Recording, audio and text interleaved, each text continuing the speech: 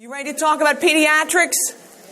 We need to spend the remaining time talking about pediatric patients, and really they are a joy to your practice. They really are. I enjoy pediatric patients so much, but I have to tell you that when I first started in practice, even my last semester of NP school, I thought, I don't want to take care of pediatric patients. And this was my big fear. I really thought that I might overdose them and kill them if I made a calculation error. And what I found out, as I told you a couple of days ago, people are hard to kill. And most people do not overdose on amoxicillin. But I learned something really valuable with medications and calculating them in pediatric patients, and I want to share it with you. The first thing I want to tell you is that calculate whatever the dose is. And if it's ever more than one of something, more than 1 teaspoon, more than 1 chew tab, calculate it again. It might be perfectly fine for them to need 2 chew tabs or 2 whatevers, but it will help you sleep better at nighttime. So I really feel like that's one of the big things that worries people about pediatrics. So maybe that will help you as you move forward. But we're going to begin with peds, and I have it divided into 2 parts. We'll talk about part 1, and that's going to include immunizations. Then we'll take a break after we've finished part 1, and we're going to move into part 2, and then we'll call it a day. All right?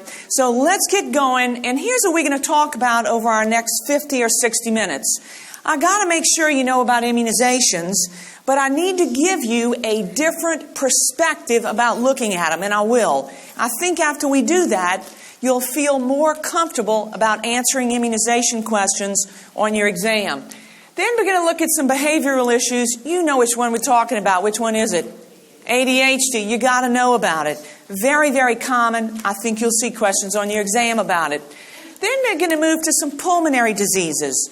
As you approach pulmonary problems in children and infants, I always want you to have this concept, this perspective. The respiratory tubules in infants and young children are very, very tiny. Consequently, they get into pulmonary trouble and they can do it very quickly. So the smaller and younger they are, the smaller the respiratory tubules, which for you as a prescriber and as a practitioner means you got to be on it and you got to move on it quickly. As you get to be a big adult like one of us, your respiratory tubules are much larger. We don't worry quite as much about an adult, but the younger you are, the narrower your respiratory tubules are, and things become way more critical. Pulmonary issues, we'll talk about them. We have to talk about leukemia because leukemia is the most common cause of cancer that we see in children. And in primary care, you may not treat this, but you're going to be the person who picks it up initially, and you need to know what to look for and what to have a heads up about. And then finally, right before our break, we're going to talk about 2 common neurologic issues that we see lots of in children if you know what to pick up. One of those is going to be headaches. Headaches are extremely common in children, and I want to make sure you know the clues. The second thing we'll talk about, which will be obvious, are febrile seizures. Then we'll take a break. All right? So let's get going with immunizations. And you can always get the latest immunization information at cdc.gov. In fact, it's the world's largest repository of immunization information. I was giving an update one time to nurse practitioners, and it was on immunizations. And I wanted to tell them that this is the largest warehouse of information in the world, that you should always go to CDC. And you know, when you give a live presentation, you never know what's going to come out of your mouth. Well, instead of saying the largest warehouse of information, what came out of my mouth was the largest whorehouse of information. So all of that is to say, anytime you need immunization information, you go to cdc.gov. And I hope that you have cdc.gov on your smartphone or your iPad because it gives you loads and loads of free information. You cannot believe what your tax dollars will bring you for free. So I want to make sure that you have cdc.gov on speed dial, and also you have the app. So listen, how many people in this room feel comfortable with immunizations. You know how to catch them up. You know what to give. You're just like on it. Nobody. Listen, the perspective that you have to answer immunization questions on this exam should be this perspective, and it's a good one in practice as well. Immunization information changes constantly. The immunization schedules are updated annually, typically in January or the first week of February. It is rumored and thought that an exam question costs at least $1,000 to produce one question. You know why? You have to write the question. You have to establish reliability, validity. All of that has to take place before that question can appear on an exam and count towards someone's score. It's very expensive to develop a question. Now that you know that, if you're going to write immunization questions on this exam, would you ever write a question about a schedule that changes every year? No, because you just blew $1,000. The questions that you'll see about immunizations on the exam are questions about the immunization itself. Something that doesn't change. Something that hasn't changed since I get an MMR or you got an MMR was that about a week after you get it, a very common event is what? A rash. You might get a question about varicella. It's a live immunization. It's never going to change. What you might get a question about is, would you ever give that to a pregnant patient? No. Would you ever give it to someone who is immunocompromised? No. So the perspective that you need to have about immunization questions for this exam, you got to have it in an exam room, is what about this immunization isn't going to change? And because schedules change every year, don't you dare waste brain space on immunization schedules. Don't put them in your brain. There's apps for that, all right? So go and peruse that. Go look at the schedules at CDC, but don't you dare waste a megabyte in your brain of putting immunization schedules in it. With that said, let's talk about immunizations because I need to make sure you nail these questions when they appear on your exam. The first thing I want to tell you is this. People are always leery about getting immunizations. And so one of the things that we throw out to you as a provider is that with any childhood immunization, we want to be cautious if there's moderate or severe acute illness that we give an immunization at the same time. So we're always very aware of that. Whether there's fever or not, moderate to severe illness, we always are very hesitant to begin immunizations. Let's talk about the immunizations themselves. The first one I want to make sure you know about is hepatitis A. And here's the take-home point that you should know about it. It is now universally recommended. What does that mean? We want everybody to get it now. That was not the recommendation when you were a year of age, which is when we begin to give hepatitis A immunization now. When I told you that you wouldn't see a question on a schedule, I believe that to be true. But there may be one exception to what I just told you. And you may see a schedule question with the hepatitis B immunization. And it is because it hasn't changed in over a decade. And it is not expected to change because it is a real winner of a vaccination. What's the schedule for that? You get your first one when you get it. Hepatitis B happens to be the only immunization that you get on your first day in this world. The first day that you belong on this planet is when you get your first hepatitis B immunization. The second one is at about 1 to 2 months later. And the last one is 6 months after the first one, whenever it was that you got it. I think that's fair game, and I would remember that. DTaP, what would I remember about that one? I don't know. You get a lot of them. But I think this is the one you'll get asked about. And Mimi told you about it last hour. This immunization is Tdap, and it is a big old deal. It's a big deal because about 8 or maybe 10 years ago in the state of Iowa, we had a big pertussis outbreak. And CDC learned, when CDC went in to see why in the world do all these people have pertussis, people who shouldn't have had it, they got immunized. CDC realized that people's pertussis titers wane over time. In one of the Oriental languages, the word pertussis means 100 days of cough. That's how long you cough if you get pertussis. That's how long you cough if you get the antibiotic to treat it. What antibiotic class do we use? Macrolides, right? To treat pertussis, we use macrolides. Even if we give you a macrolide antibiotic, you still continue to cough. So nobody wants pertussis. CDC realized with the pertussis outbreak that they need to protect the most vulnerable populations. So we knew that we had to protect 11 to 12-year-olds because that's where the big outbreak occurred. So they got a booster. And CDC thought a little bit more about it and they said, ooh, you know who really needs to get protected? Well, healthcare providers, because they're going to be the people in contact with these sick children. We better immunize them too. So if you haven't had a tetanus shot lately, when you go back in to get one, they're going to give you Tdap so that you can get acellular pertussis. CDC thought a little bit more and they said, oh, wait a minute. You know who we don't want to get pertussis? And probably kill them. Is an older adult. So now you see grandmas and grandpas getting Tdap. The last group of people who ever get exposed to medications or immunizations are pregnant patients. And CDC really spoke loudly on this one. You know what CDC said? We want every pregnant woman to get a Tdap with every pregnancy. If you get pregnant 7 years in a row, you're going to get 7 Tdaps in a row. Is that the 7 years of bad luck? It might be.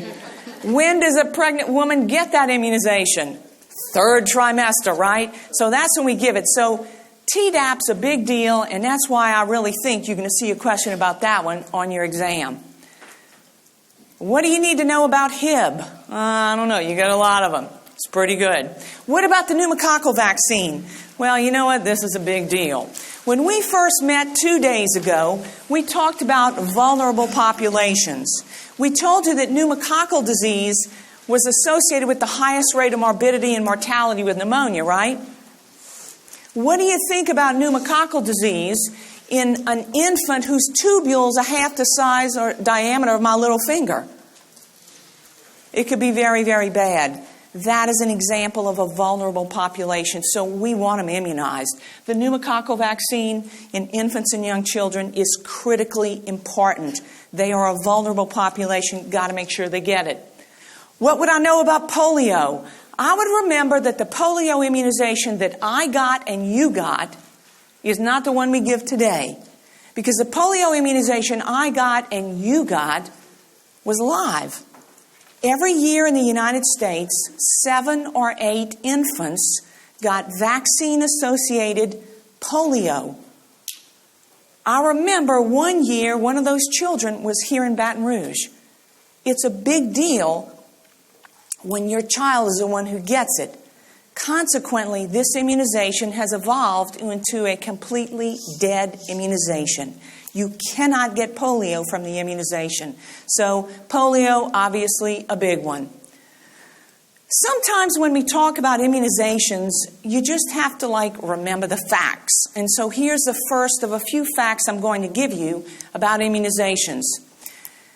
When you give a live or attenuated immunization to anybody, an infant, a child, an adult, a common event is that they run fever and or they have a rash.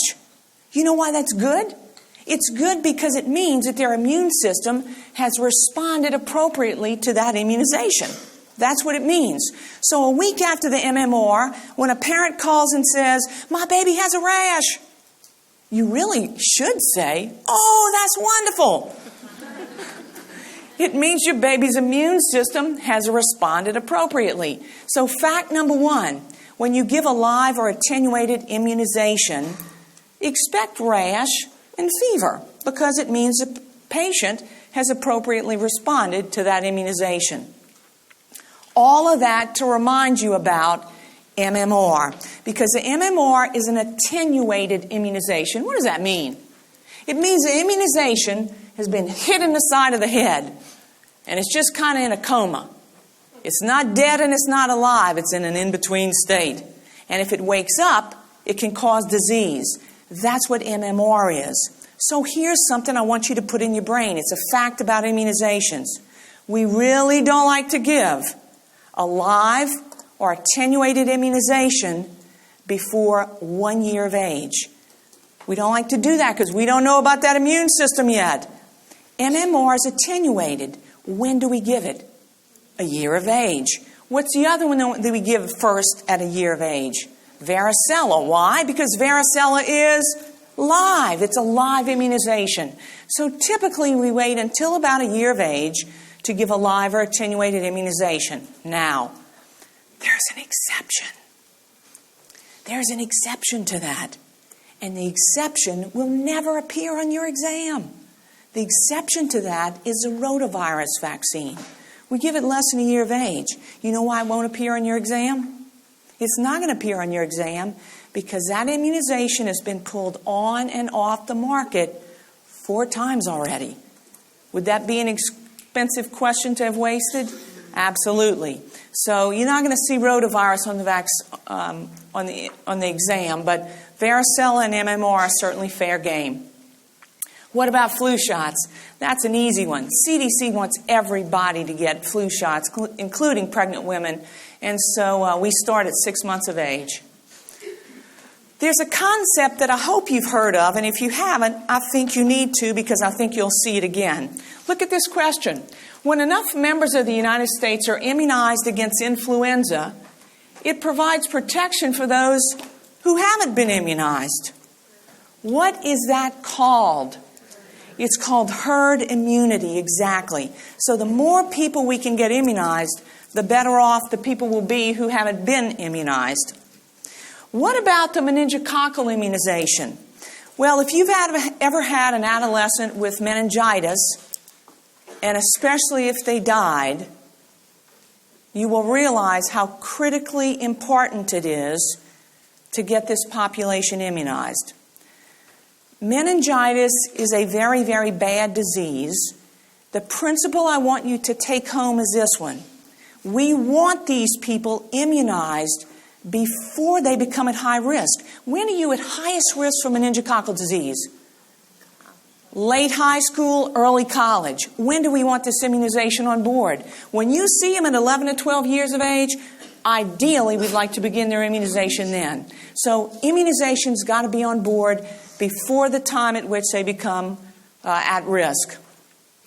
What about HPV? There was a change that occurred just a few weeks ago. It's obviously too new to be on your exam, but it's really going to help us get more of the herd immunized.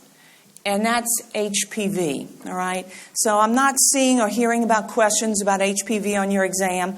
Obviously, it's a very important one. Both boys and girls get it, all right? Look at this question. A common reaction with the HPV, meningococcal, and Tdap vaccines is syncope. Syncope. This is an example of what kind of reaction? It's obviously a what? A systemic reaction, right? So circle number 2, let's talk about adverse reactions with regard to immunizations. They sort of fall into a couple of different categories. One of these adverse reactions can be local. That's when someone, or maybe you were the one, who got a tetanus shot or some immunization and you got redness on the skin. It's a local reaction. We're okay with that. The other type of reaction can be a systemic one. Like with MMR, about a week later they get a rash, maybe they run fever. We're not so worried about that. The adverse reaction that we worry about with immunizations, obviously, is an allergic one. So when you think about the types of adverse reactions related to vaccine or immunization administration, those are the 3 categories. And to be honest with you, the 3 that I just gave you, HPV, meningococcal, and Tdap, are the ones that we see associated with syncope, which is an example of a systemic reaction. All right, good job.